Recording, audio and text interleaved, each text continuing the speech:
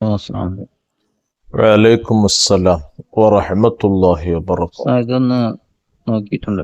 ഇത് ഞമ്മക്ക് വിശ്വാസമില്ലാത്തല്ല, വേറൊരുത്തർ ചോദിച്ചതാണ്. ഉറുക്ക് കെട്ടാൻ പാടില്ല, ഏലസ് കെട്ടാൻ പാടില്ല, റസൂലുള്ളാഹി എതിർത്തിട്ടുണ്ടോന്ന് ഹദീസ് ഓതിയിട്ട് കള്ളത്തര ഹദീസ് പറഞ്ഞാൽ തന്നാലും ഏലസ്, ഐക്കൽ, ഉറുക്ക് മന്ത്രിച്ചോതി കിട്ടുന്നതിനെ പറ്റിയിട്ടാ ചർച്ച. അത് കുട്ടികളുടെ ദേഹത്ത്, നമ്മുടെ ദേഹത്ത്, നാക്കാലികളുടെ ദേഹത്ത് ഇങ്ങനെയൊക്കെ കെട്ടിക്കൊടുക്കാറുണ്ട്. അരയിലും കയ്യുമ്മലും ഒക്കെ കെട്ടിത്തൂക്കും. അതുപോലെ തന്നെ ബർക്കത്തിന് വേണ്ടിയിട്ട് ഒക്കെ കടകളിൽ ഒക്കെ സ്ഥാപിക്കാറുണ്ട്. ശൈത്താനിയായ പ്രശ്നത്തിനെ തൊട്ടും അതുപോലെ തന്നെ കണ്ണേറ് പോലത്തെ രോഗത്തിനെ തൊട്ടും ഒക്കെ കെട്ടാറുണ്ട്. അത് ശിർക്കാണ്, ചെയ്യാൻ പാടില്ല, നബിതങ്ങൾ വിരോധിച്ചിട്ടുണ്ട് എന്നാണ് മൗലവി പറഞ്ഞുകൊണ്ടിരിക്കുന്നത്. അതിൻ്റെ ഒരു ചെറിയൊരു ശകല ക്ലിപ്പ് ഇവിടെ അദ്ദേഹം സെൻഡ് ചെയ്ത് തന്നിട്ടുണ്ട്. അതിലുള്ള പൊരുള്, അതിൻ്റെ നിജസ്ഥിതി, ഇമാമിയങ്ങൾ എന്ത് പറഞ്ഞു, ഇങ്ങനെ ഹദീസ് ഉണ്ടോ, ഉണ്ടെങ്കിൽ തന്നെ അതിൻ്റെ യാഥാർത്ഥികത എന്ത് എന്നൊക്കെയാണ് ഇവിടെ ചോദിക്കുന്നത്. അതിനാദ്യം എന്ത് ചെയ്യണം? മൗലവി പറയുന്ന ആ വാക്കുകളൊന്ന് കേട്ടു നോക്കണം. എന്നിട്ട് നമ്മൾ കേൾക്കുമ്പോൾ നമ്മൾ തന്നെ സ്വയം ചിന്തിക്കണം, അദ്ദേഹം ഏത് കിതാബാണ് ആധാരാക്കുന്നത്, ഏത് കിതാബ് എന്നാണ് മുമ്പ് ഹദീസ് വായിച്ചത്, ഏതൊക്കെ ഇമാമിങ്ങൾ അതിനെപ്പറ്റി എന്തൊക്കെ പറഞ്ഞു എന്നുള്ളതൊക്കെ പറഞ്ഞിട്ടുണ്ടോ എന്നുള്ളത് നിങ്ങൾ ശ്രോതാക്കളായി നിങ്ങൾ കേൾക്കണേ. അപ്പോഴേ സത്യമായിട്ട് മനസ്സിലാകുള്ളൂ. സത്യവും അസത്യവും തമ്മിൽ വേർതിരിയണമെങ്കിൽ രണ്ടും കേൾക്കണം. നമ്മൾ പറയുന്നത് മാത്രം കേട്ടിട്ട് പോയിട്ട് കാര്യമില്ല, അവര് പറഞ്ഞ് മാത്രം കേട്ടിട്ട് പോയിട്ട് കാര്യമില്ല. ഇപ്പൊ അവർ പറയുന്നത്, അവർ ആധാരമാക്കുന്ന ഹദീസ് ഏതാണ്, അതിന് ഏത് കിതാബാണ് അവർ ആധാരം ആക്കിയത്, എവിടെയാണ് ആ ഹദീസ് ഉള്ളത്, ആ ഹദീസിന്റെ ബലാബലം എന്ത്, അതുപോലെ തന്നെ ആ ഹദീസിൽ പറയുന്നതിനെ പറ്റി ഇമാമിങ്ങൾ എന്ത് പറഞ്ഞു എന്നൊക്കെ അദ്ദേഹം പറയുന്ന അതിക്ക് കേൾക്കണം. അതൊക്കെ പറഞ്ഞിട്ടുണ്ടോ നോക്കണം. അതല്ല ഒരു ഹദീസ് അങ്ങോട്ട് പൊട്ടിച്ചിട്ട് അദ്ദേഹത്തിന്റെ വക പറഞ്ഞുകൊണ്ട് അദ്ദേഹം തടി സലാമത്താക്കിയതാണോ, അതല്ല വിശാലമായിട്ട് ജനങ്ങൾക്ക് അതിന്റെ പൊരുള് ശരിക്കും പറഞ്ഞു കൊടുത്തിട്ടുണ്ടോ, ഹദീസിന്റെ ബാഹ്യം മാത്രമേ കണ്ടിട്ടുള്ളൂ എന്നൊക്കെ ശ്രോതാക്കളായ നിങ്ങളാണ് മനസ്സിലാക്കേണ്ടത്. ഏതായാലും ആ ഒരു 1 മിനിറ്റ് 3 സെക്കൻഡുള്ള വീഡിയോ ക്ലിപ്പ് ഇവിടെ ഞാൻ സെൻഡ് ചെയ്യുന്നു. അദ്ദേഹം പറയട്ടെ, അദ്ദേഹത്തിന് പറയാനുള്ളത്.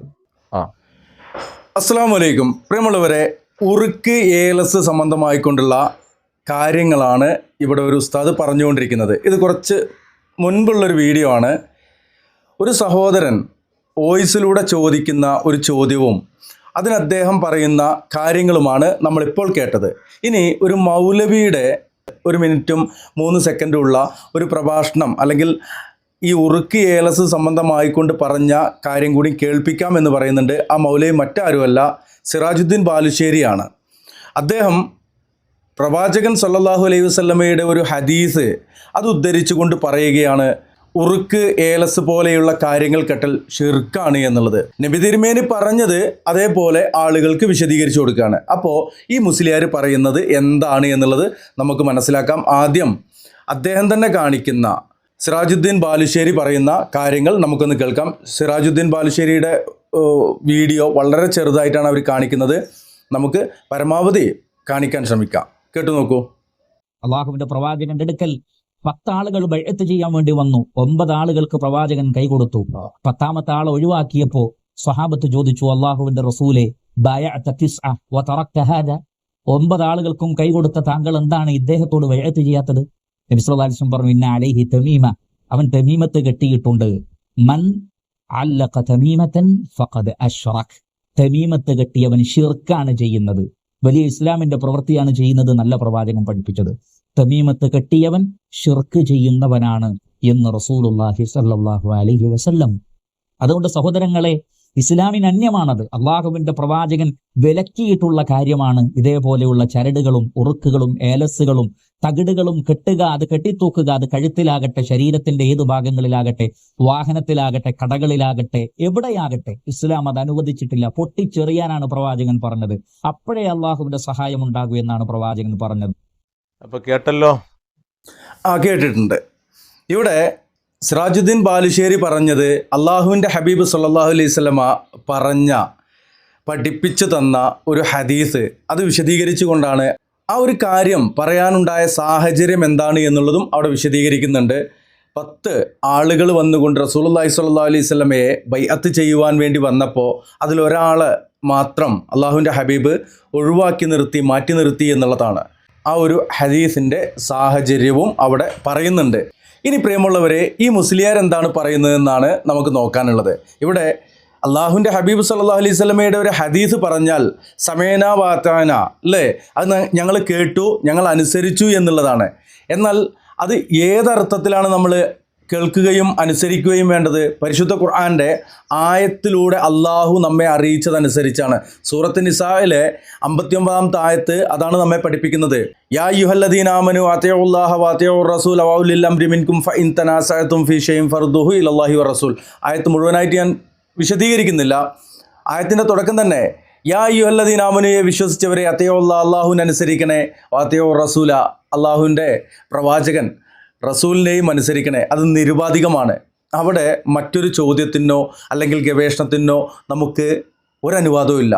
അള്ളാഹുവും അള്ളാഹുവിൻ്റെ ഹബീബും പറഞ്ഞത് അനുസരിക്കുക എന്നുള്ളതാണ് അള്ളാഹുവിലും അള്ളാഹുവിൻ്റെ റസൂലിലും ഷഹാദത്ത് ചെയ്ത ആളുകൾക്ക് ഉള്ള കടമ, ഉത്തരവാദിത്വം എന്നുള്ളതാണ്. ഇനി ഇവിടെ റസൂലുള്ള പറഞ്ഞ ഹദീസ് മുസ്ലിം ലോകം ഒന്നടങ്കം അനുസരിക്കുന്നുണ്ട്.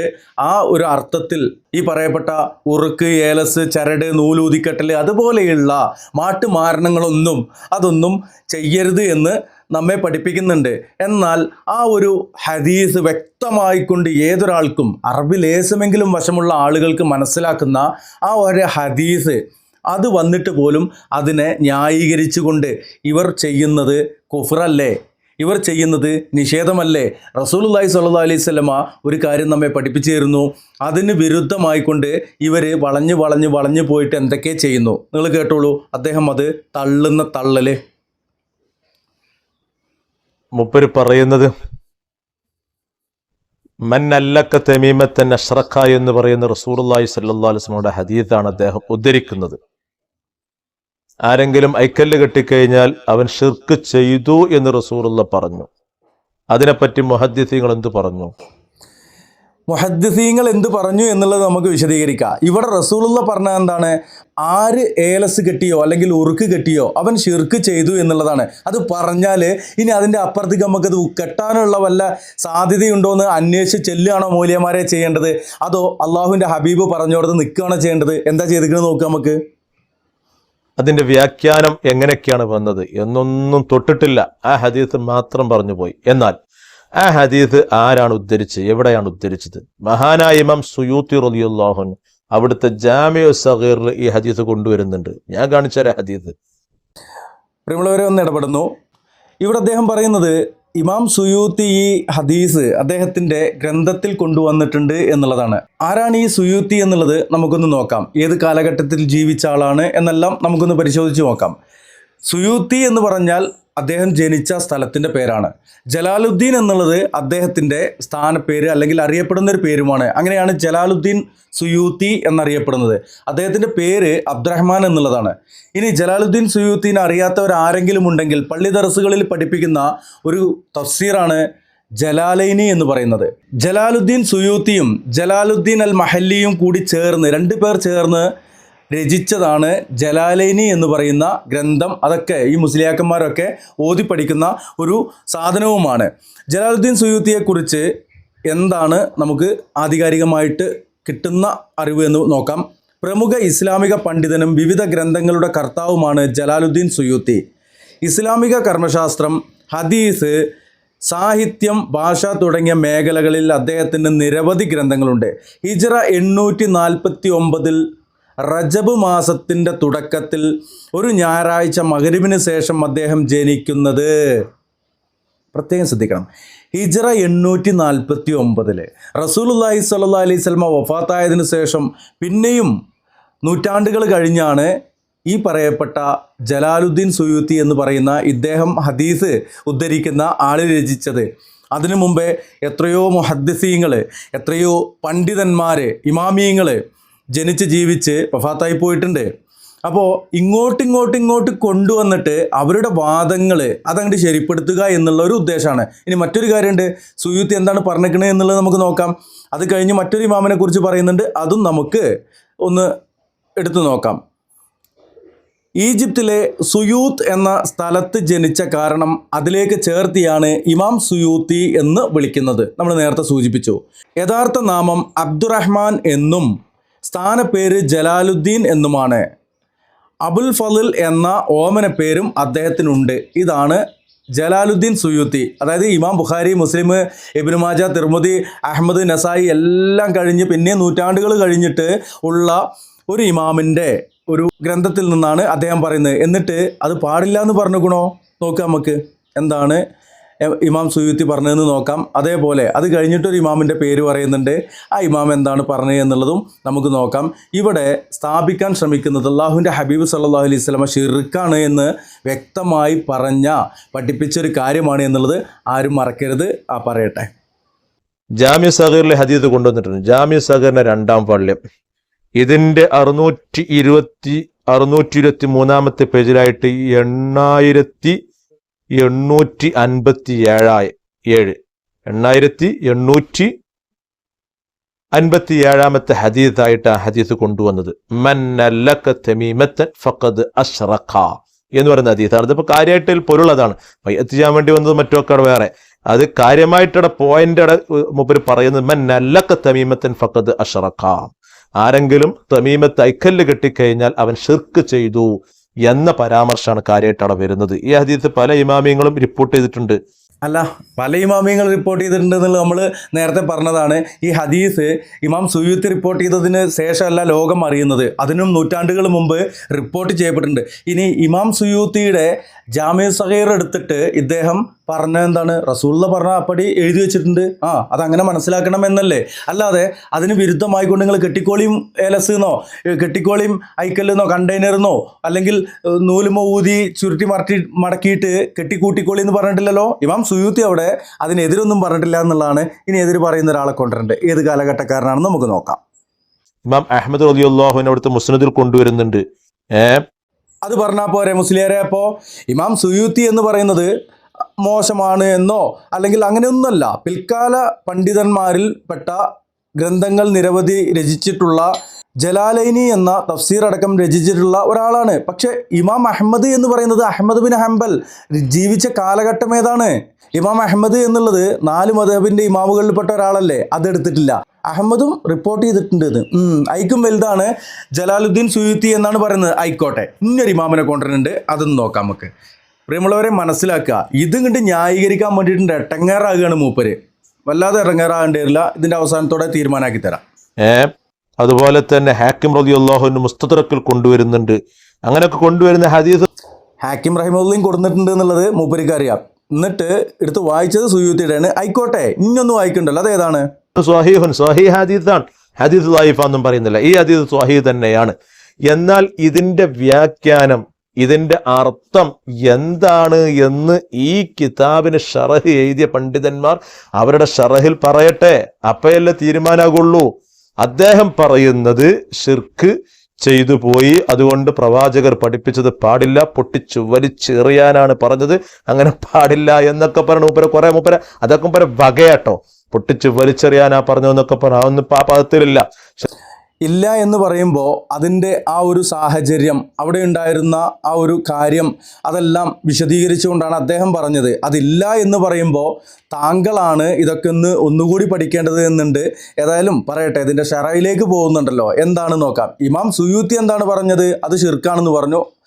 അതിന് അപ്പുറം അതിന് ഷറ എഴുതിയ വേറൊരാൾ ആരാന്നൊക്കെ നമുക്ക് നോക്കാം. പറയും.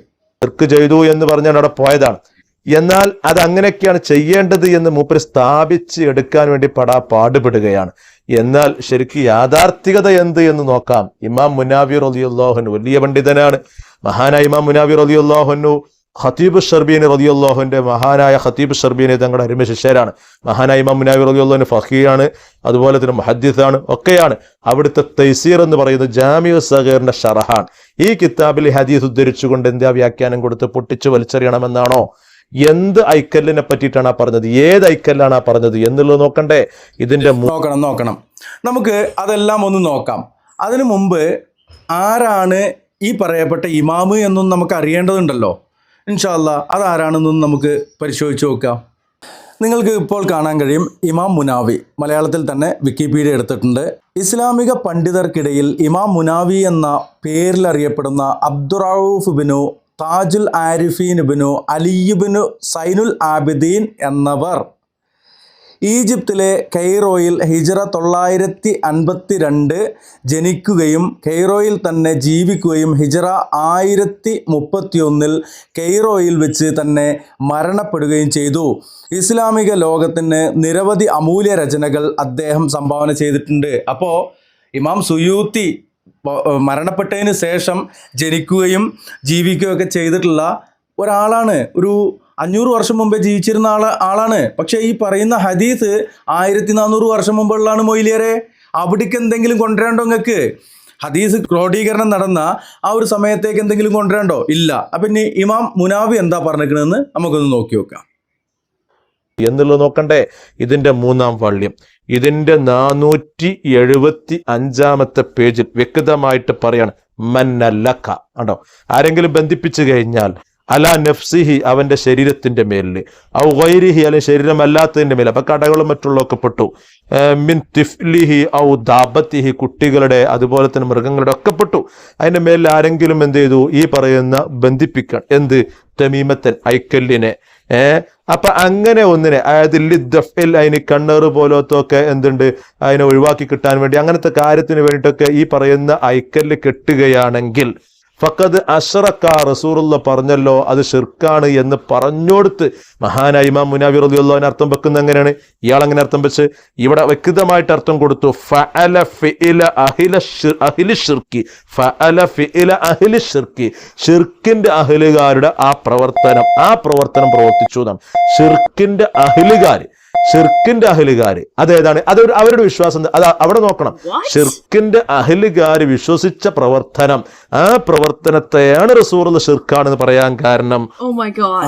അപ്പൊ ഷിർക്കല്ലാന്ന് മുനാവിയും പറഞ്ഞിട്ടില്ല അല്ലേ? സുയൂത്തിയും പറഞ്ഞിട്ടില്ല. സുയൂത്തി പറഞ്ഞതിന്റെ ബാക്കി അതിന്റെ ഷറ എടുത്തുകൊണ്ട് മുനാവിയും പറഞ്ഞിട്ടില്ല. ഷിർക്കിന്റെ അഹ്ലുകാരുടെ പ്രവർത്തനം പ്രവർത്തിച്ചു, അതന്നെയല്ലേ ഷിർക്ക് എന്ന് പറയുന്നത് മൊയ്ലിയരെ? നിങ്ങൾ എന്തിനായി പാവപ്പെട്ട ജനങ്ങൾ എങ്ങനെ പറ്റിക്കണത്?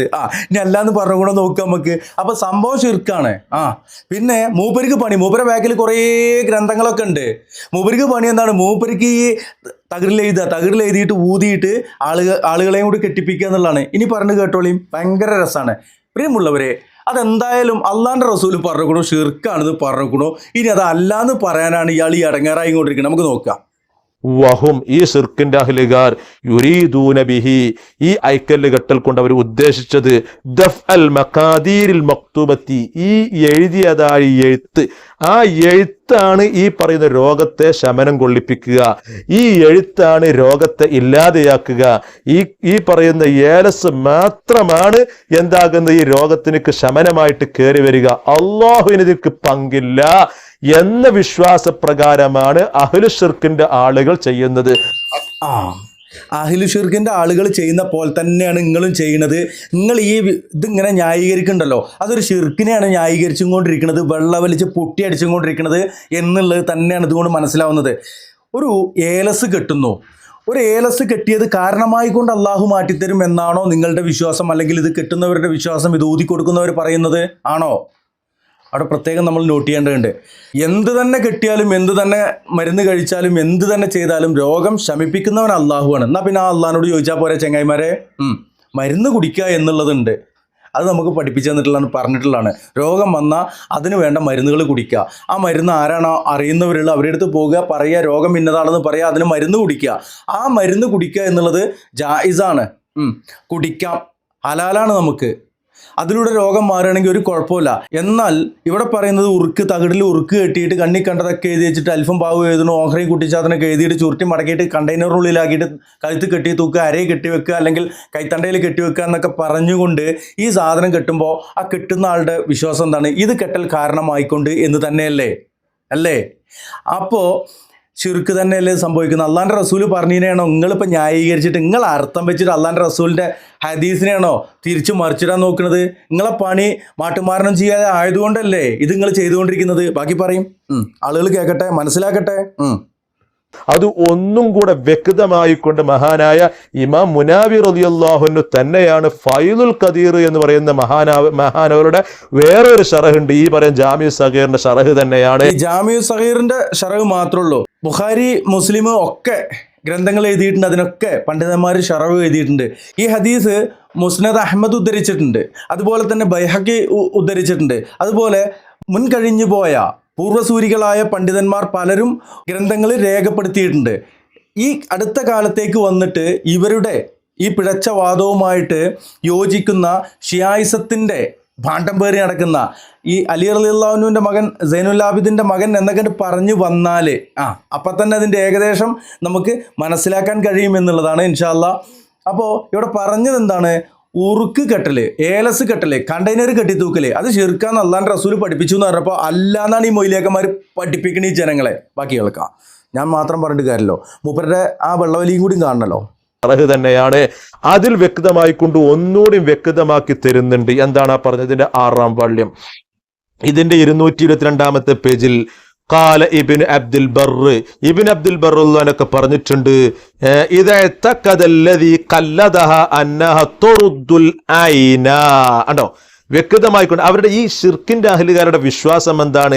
അവൻ കെട്ടിത്തൂക്കിയ ഐക്കല്ല്, അതുപോലെ തന്നെ അവൻ ഉണ്ടാക്കിയ ചരട്, മന്ത്രിച്ച ജപിച്ച ചരട്, അങ്ങനത്തെ വസ്തുക്കളൊക്കെ തൊറുദ്ദുൽ ഐന, കണ്ണേറിനെ അത് തന്നെ ദഫ് ചെയ്യും, അത് തന്നെ ഒഴിവാക്കും, ആ അസുഖത്തെ മാറ്റിയെടുക്കും. ഫഖദ് ലന്ന അന്നഹ തൊറുദ്ദുൽ ഖദ്റ.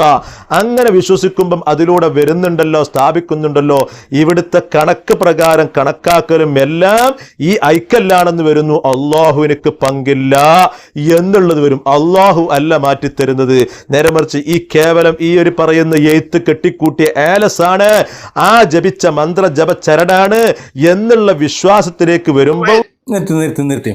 പിന്നെ എന്തിനാ ഇപ്പം നിങ്ങളിത് കെട്ടിത്തൂക്കണത്?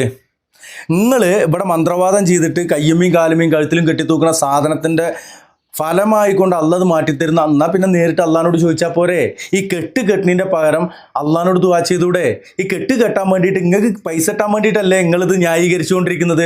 പ്രിയമുള്ളവരെ മനസ്സിലാക്കുക, ഏലസ്, ഉറുക്ക്, ചരട് ഊതിക്കെട്ടൽ ഇതൊക്കെ ഷിർക്കാണെന്നാണ് അള്ളാഹിൻ്റെ റസൂൽ സല്ലല്ലാഹു അലൈഹി വസല്ലം പഠിപ്പിച്ചത്. ഇവർ പഠിപ്പിക്കണതോ റസൂലുള്ളാഹ് പറഞ്ഞത് അങ്ങനെയല്ല, അത് കെട്ടിക്കോളിന്നാണ് എന്നാ. ഇനി അതിന് ന്യായീകരണം വെക്കുന്നതോ ഏതെല്ലാമോ ഗ്രന്ഥങ്ങൾ എടുത്തുകൊണ്ട് അതിൽ പറഞ്ഞ ആ കാര്യത്തിന് ഘടകവിരുദ്ധമായിക്കൊണ്ട് തന്നെയാണ് ഈ പറഞ്ഞുകൊണ്ടിരിക്കുന്നത്. കുറച്ചും കൂടി കേട്ടാൽ നമുക്ക് മനസ്സിലാക്കാൻ കഴിയും. ആ വിശ്വാസം ഷിർക്ക് തന്നെയല്ലേ? അതാ റസൂലുള്ളാഹി ഷിർക്കാണെന്ന് പറയാൻ കാരണം. ഇനി മാത്രമല്ല, ഈ പറയുന്ന ഷിർക്കിന്റെ അഹ്ലുകാര് ഈ ജാഹിലിയ കാലഘട്ടത്തിലായിരുന്നു ഈ പ്രവർത്തനം നടന്നിരുന്നത്. അങ്ങനത്തെ ഷിർക്കിന്റെ അഹ്ലുകാർ അങ്ങനെ തന്നെയാണ് ചെയ്തിരുന്നതും അത് തെറ്റാണ് എന്ന് തന്നെയാണ് ഫിഖ്ഹിന്റെ കിതാബിലൂടെ വ്യക്തമായി കൊണ്ട് കർമ്മശാസ്ത്ര പണ്ഡിതന്മാരും പറഞ്ഞു വരുമ്പം ഇത് ഭദ്രമാവുകയാണ്. മഹാനായ ഇമാമുന ഷറഫുൻ നവവി റളിയല്ലാഹു അൻഹു അവിടുത്തെ ഷറഹ് മുഅദ്ദബ്, നവവി ഇമാമും അത് ഷിർക്ക് എന്ന് തന്നെയാണ് പറഞ്ഞിരിക്കുന്നത്, ന്യായീകരിക്കാൻ വന്നിരിക്കുകയാണ്. എന്താവട്ടെ, ഇവിടെ പറഞ്ഞുകൊണ്ടിരിക്കുന്നത് ഏലസ് കെട്ടുക, ഉറുക്ക് കെട്ടുക, നൂലൂതി കെട്ടുക, അതുപോലെയുള്ള കാര്യങ്ങൾ കെട്ടിക്കൊണ്ട് അതിൽ ഭരമർപ്പിക്കുന്നത്. അതിൽ ഭരം അർപ്പിക്കണില്ലേ പിന്നെ എന്തിനാണ് കെട്ടണത്? അത് കെട്ടാണ്ടിരുന്നൂടെ? അത്രേ ഉള്ളൂ. റസൂലുള്ളാഹിൻ്റെ വാക്ക് അത് ആണ് നിങ്ങൾ എടുക്കുന്നത് എങ്കിൽ അത് കെട്ടാതിരിക്കുക. അള്ളാഹിൻ്റെ റസൂല് പഠിപ്പിച്ച ദുആകൾ ദുആ ചെയ്യുക, അള്ളാഹുവിനോട് ദുആ ചെയ്യുക. മരുന്ന് അത് പുറത്ത് നമുക്ക് തേക്കാൻ പറ്റുന്നതാണെങ്കിൽ പുറത്ത് തേക്കുക. ഇനി അതല്ല ഉള്ളിലേക്കുള്ളതാണെങ്കിൽ അങ്ങനെ. ഇനി മരുന്നില്ലാത്തതാണെങ്കിൽ, മരുന്ന് കണ്ടുപിടിക്കാത്തതാണെങ്കിൽ അള്ളാഹിനോട് ദുആ ചെയ്യുക. മാറുകയാണെങ്കിൽ മാറട്ടെ, മാറൂലേ? അതാണ് നമ്മുടെ യോഗം. ഇൻഷാ അല്ലാഹ് അത്രയാണ് ഈ വിഷയത്തിൽ പറയാനുള്ളത്. ഇവിടെ പറഞ്ഞുകൊണ്ടിരിക്കുന്നത് ഉറുക്ക്, ഏലസ്, കണ്ടെയ്നർ, മാറ്റം ഇത് അനുവദനീയമാണ് എന്ന തലത്തിലേക്കാണ് ഇവർ പറഞ്ഞുകൊണ്ട് പോകുന്നത്. അള്ളാഹു ഇത്തരം ഷറുകളെ തൊട്ട് നമ്മെ കാത്തുരക്ഷിക്കട്ടെ എന്നാണ് പറയുവാനുള്ളത്.